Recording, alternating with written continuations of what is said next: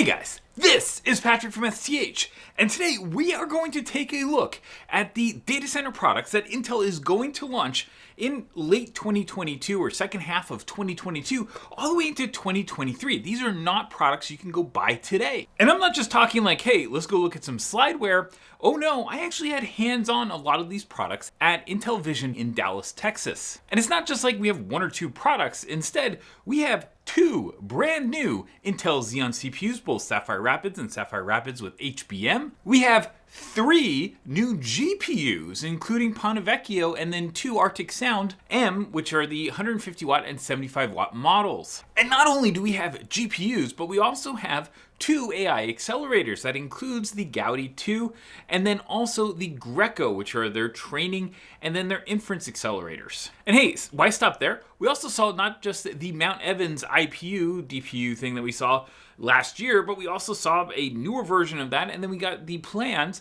for up to 800 gigabit Ethernet versions. Then we saw a giant chip, which is the Tofino 3, which is a 64 port 400 gigabit Ethernet switch chip. It is absolutely mind-bogglingly giant. And as our first special bonus, we also saw the silicon photonics stuff that is going to be a much more important part of chip design and server chip design starting like maybe 2025 or so. Oh, and as a second bonus, I got to sit down with Raja Koduri. I'm Raja Koduri. I'm the Executive Vice President of the Accelerated Computing and Graphics Division at Intel. And also Rick Stevens. I'm Rick Stevens. I'm the Associate Lab Director at Argonne for Computing Environment and Life Sciences. I'm also a Professor of Computer Science at the University of Chicago.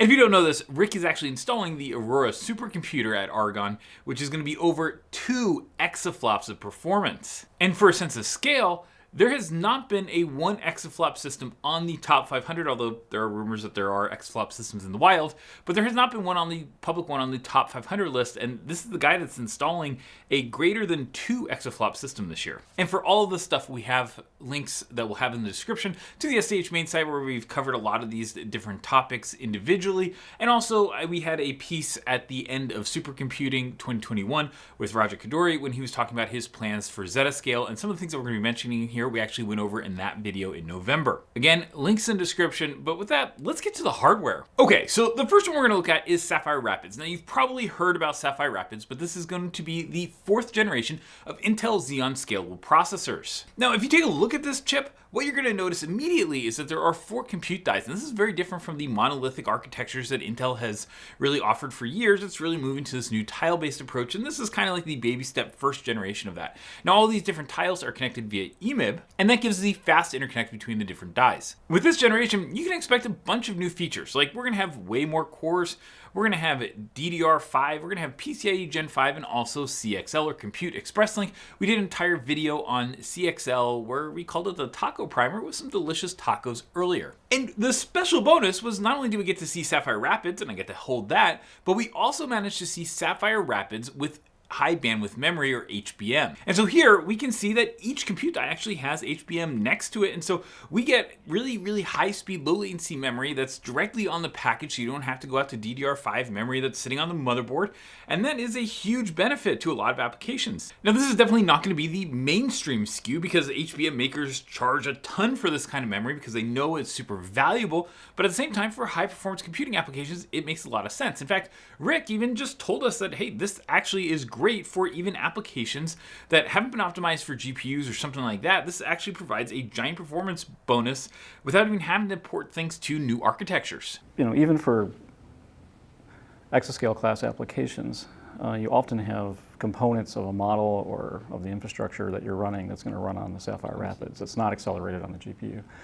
And so having that extra memory bandwidth makes a huge difference. I mean, if you look at the kind of expected performance of things that are memory bandwidth bound on the Sapphire Rapids, it's just unbelievable what you can get with HBM. So that was kind of too good to give up, really. It also means that we can explore different use cases where maybe we have applications that haven't yet been accelerated, and they will get a significant boost on Aurora from just the HBM on Sapphire Rapids relative to, say, a system that doesn't have HBM on their x86. So it's Yeah, it's very exciting. Now, the other thing with Sapphire Rapids is it's not just the cores and all these other features. There are more accelerators that are going to be launched as part of this. For example, we're going to have crypto compression. There's also going to be things like AI acceleration. And Intel also has mentioned database acceleration or accelerators built into the new chip. So it's not right to think of this just necessarily as more cores. The other thing that Intel is definitely doing is building more acceleration technology, not just the HBM, more cores, all that, but more acceleration technology into the chip itself. And if you've been wondering, why are we doing all this stuff on like the AI acceleration, the crypto acceleration, and the next piece I can tell you that we're going to do in that series is actually looking at QAT, so quick assist technology, both on the Ice Lake server with the adding card and also in Xeon D with the onboard accelerator. And the fact that Sapphire Rapids is going to have onboard accelerators. Intel has not said what kind of accelerator is going to be on there. We're just going to leave it that we might be building up something in that series. So you should pay attention to that one. But you should definitely expect that Sapphire Rapids, we're going to have more on when we can later in 2022. I expect it really in the second half of 2022. Okay, now let's get to that trio of GPUs, and let's start with a big one. Let's start with Ponte Vecchio. Now, Ponte Vecchio is the company's high-end offering that's really made for things like high-performance computing, like supercomputers, all that kind of stuff. We've previously seen it a couple times on STH, and in fact, we actually do have a video that we will link in the description. They can learn a little bit more about it, but it basically takes 47 different tiles and combines them into one monster chip. That chip is packaged on an OEM package, which you can see, and then it basically becomes something that you can go put a whole bunch of those into a system, and that becomes a supercomputer.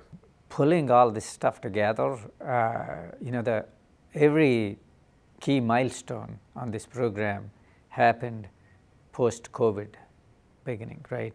I probably will write a book about it at some point in time, but it's been kind of momentous in everybody's, every engineer's kind of thing. They remember every one of it because the uncertainty of debugging, bringing up these complex pieces of silicon, right? Both Sapphire, PVCs, HBMs, and all in distributed labs with people not seeing each other. And feeling excited that it's coming through, but also anxious of how much we don't know yet until all of this come together. So it's been quite a journey the past couple of years, and also all of the kind of the supply chain stuff, right? That you find yourself you have all the complex pieces, but some board component, some resistor, some substrate thing, some this stuff, some that, right? So the anxieties that we didn't imagine at all on this program, have come about. So it's a monumental program, and like I said, it deserves at least a chapter, if not the whole book, on building supercomputers in the middle of a worldwide pandemic. But beyond Ponte Vecchio, which is going into Aurora, well, Intel actually has some other things that they announced, and specifically that's Arctic Sound M. Now, Arctic Sound M is for the data center GPUs that are not necessarily designed for this high-performance computing supercomputer applications. They're kind of designed for more things like VDI, for video transcoding, and also some AI inference acceleration as well. Now, the two Arctic Sound M or ATS-M chips or cards, basically they're two flavors. The first is a 150 watt, it's a single slot GPU, but it's full height, and the really design there is really for kind of a higher end GPU compute in a single slot. And so this is really, 150 watts in a single slot is actually pretty high. And the idea there is that you get a lot of compute, but then you also get all of the media transcoding. For example, in this generation, Intel actually has the ability to do AV1 codec encoding as well as decoding on the GPU itself. That is something that is a differentiator with Intel solution versus some of the other ones that are currently in the market, although we do expect that'll change at some point. And one of the key applications for this card is really VDI, and something that should have folks, I think, super excited is the fact that Intel is not planning on charging for, I guess, the software licensing that you have to go do with some other solutions like NVIDIA, where the VDI license costs are just kind of crazy. It's getting really complex.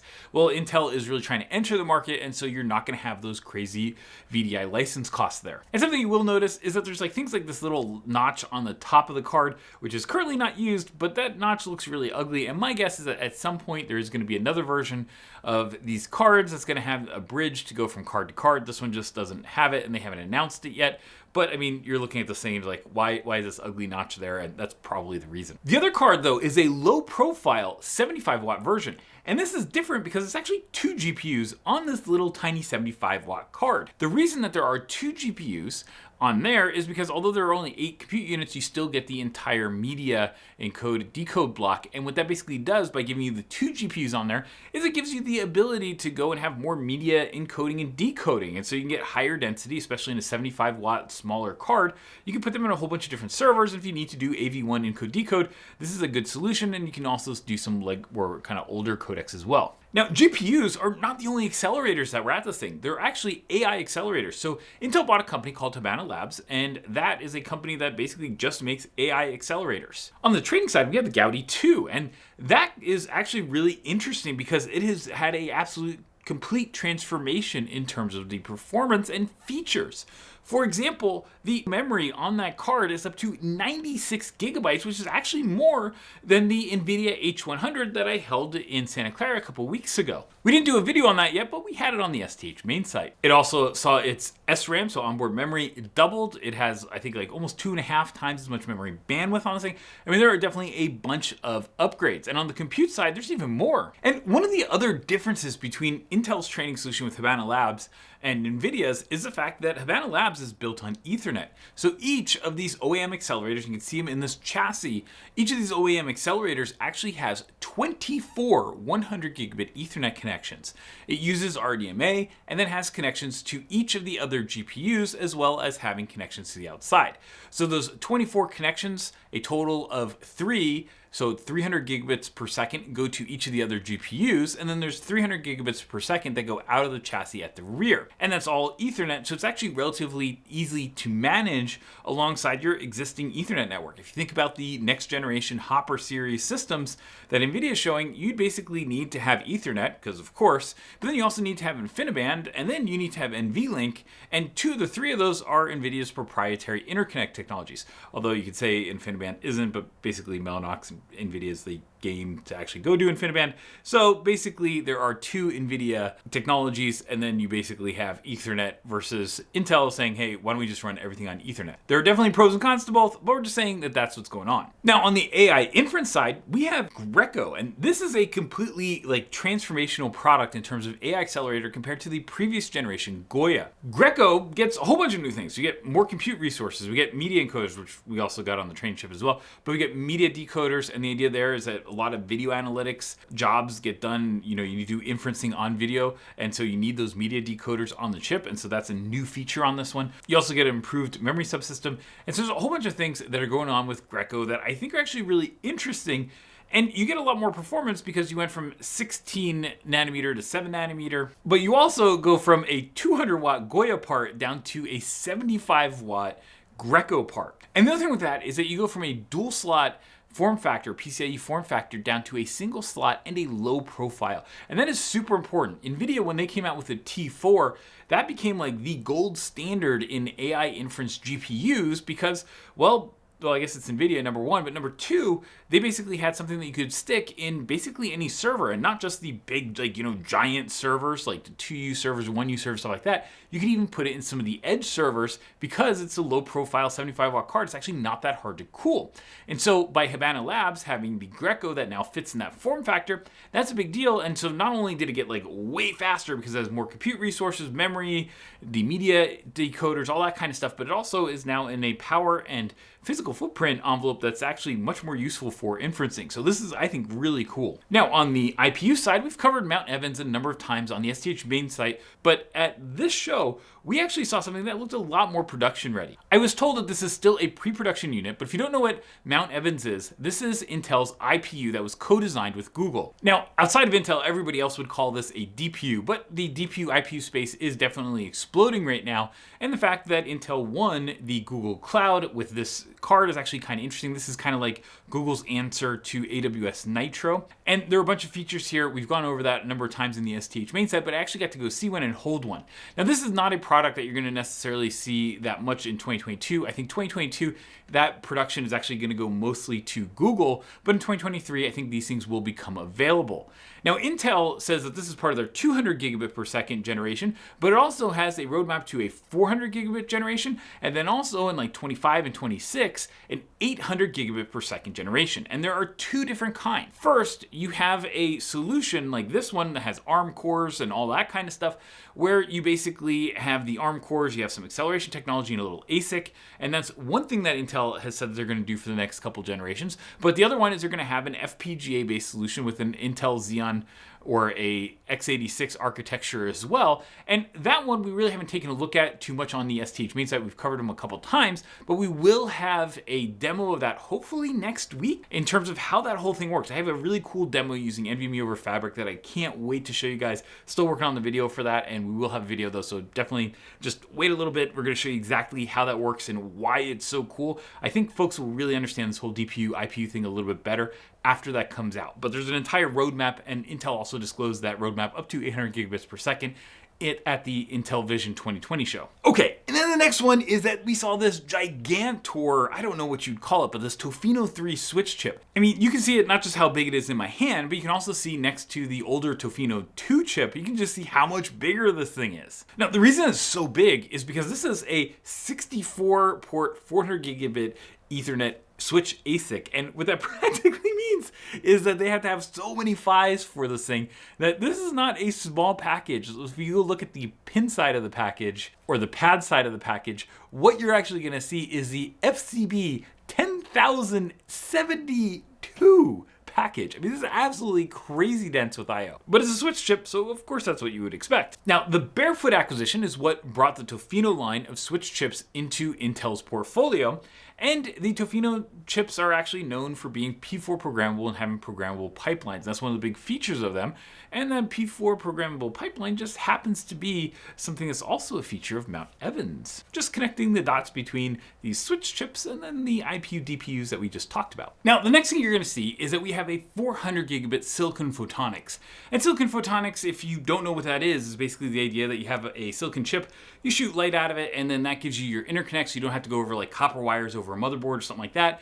And by going over optics, you're not constrained to motherboard trace lengths and all that kind of stuff. You can actually go span much larger distances if you use optics, just kind of like you do in networking. And this has been something that people have talked about for years. I mean, well over a decade. I mean, way more than a decade. People have talked about shooting light out of chips and using that for the interconnect. And well, this silicon photonics is something that people always just say because we've just been conditioned like, oh, this is a technology of the future, but you don't ever really see it. Well, this is an example of a silicon photonics 400 gigabit per second module that's actually shipping to hyperscale customers right now from Intel. So silicon photonics is real, and it's actually something that Intel is shipping today. Now, the reason that this 1.6 terabit per second silicon photonics package is actually super important is because of light bender. Now, if you saw our Doritos notes with Raja or saw that video, we'll link that in the description. But one of the technologies that's coming in, say, 2025 or so is called light bender. And the basic idea is that you have a silicon tile that is your silicon photonics tile. Once you have that silicon photonics tile, you're not limited to just what you have on that package, because if you can get enough bandwidth and enough optics coming out of it, you can go do a whole bunch of really cool things. For example, instead of having that HBM on the actual package, you could put that HBM or whatever kind of memory, if you want LPDDR or something like that, you can go put whatever the heck you want off of the actual package itself, which helps you with, power and cooling, but it also allows you to do things like have more capacity or something like that. So there are a whole bunch of benefits that you get by actually integrating silicon photonics. And one of the challenges and the reasons that we've been hearing about this thing for like decades, but it's never actually happened, was because nobody wanted to do it on a monolithic die. It was actually, it was a little bit different in terms of how you make silicon photonics. And so that made it a challenge. But once you go to a tiled architecture and you can have a little chiplet that does silicon photonics, well, then the world is your oyster. You can go and start building those things, and we're going to have those in 2025. So stay tuned to STH for Lightbender. So that was an absolute ton of hardware. And one thing I can definitely offer though is just the fact that Intel is not just thinking about making x86 cores. I mean, they talked about solutions, but the other thing that they're really talking about is accelerators. And so a lot of the announcements that we went over in this video are not necessarily just Sapphire Rapids. I mean, it's like Sapphire Rapids is like one, but then all the other things that we've looked at are really using other architectures or accelerators or something like that. Even the Sapphire Rapids with HBM kind of brings that HBM on, and that memory acts as kind of an accelerator itself. So that is something that we were very much focused on at STH because, well, they're going to be in all of these chips, and we already understand acceleration because, like, think about everybody that does AI acceleration on GPUs, and we all do it.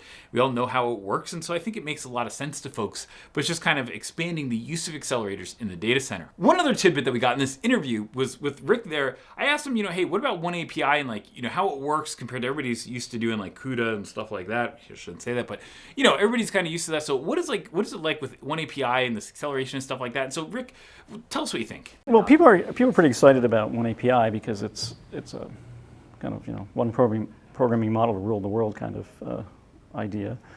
It gives people a lot of flexibility in where they do their development and how to think about it. But I think what's quite interesting is how much interest there is in PVC from the community that knows about GPUs. I mean, they know about the competitors, and they look at the specs and they look at the progress that's been made, and they're pretty excited in the programming model. And Intel, of course, you could argue they kind of went the hard way, right? I mean, they didn't just copy another programming model. They kind of, put a stake in the ground and said, we're going to create a thing that's open, but it's really facilitated by Intel. I think that's the right solution, and it's creating a sense in the community that they're not being, forced into one path. In our community, in the scientific community, there's a lot of excitement, and people are starting to get early results that are pretty encouraging. So it's still pretty early, but I think the excitement's going to build. Having seen the whole inception of the OneAPI and all, you can imagine I'm the most nervous about it, right? It's like your little child taking steps and all. And last week, I think it was last week, I was in Europe, visiting a few customers, and I was like, pleasantly surprised with such a overwhelming positive feedback from the customers saying that, hey, we got going on OneAPI, and we are surprised how well it worked, and it is good, performant, and not only performant on your GPUs, it was actually pretty performant even on NVIDIA GPUs with the CUDA code they ported over to OneAPI. So they were very, very complimentary of where things are. Yeah, it was good. I'm still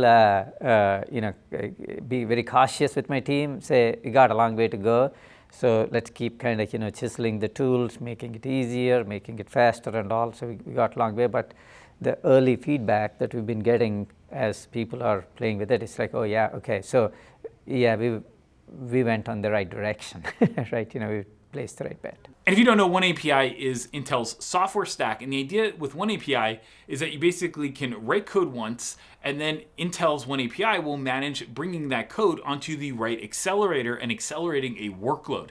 So instead of just writing like CUDA for GPUs and then something else for other types of accelerators, this is like one language to go and write stuff in, and then the acceleration just happens no matter what kind of system you're in. And that's really important because if you're in the data center and you have one type of accelerator, but then you're at the edge and you have more power and space constraints, you have a different type of accelerator. The idea with OneAPI is that you can actually go and program once, and then you'll be able to actually go and run your workload on different systems. And so that's Intel's idea, and it's really important because frankly, they have a lot of different accelerators that are coming online. Okay, that was an absolute ton. But just wrapping this up, a couple things. One, I want to thank both Raja and Rick for taking a couple minutes to sit down and talk and be on this video. Just definitely thank you for taking the time out of that event to go and do this. I know Rick is definitely excited to go and start filling the blade slots or infrastructure with the blades with Sapphire Rapids and Ponte Vecchio, and Raja needs to go and actually make those things so that Rick has something to plug in. But it's great getting their perspectives because this is super high-end stuff,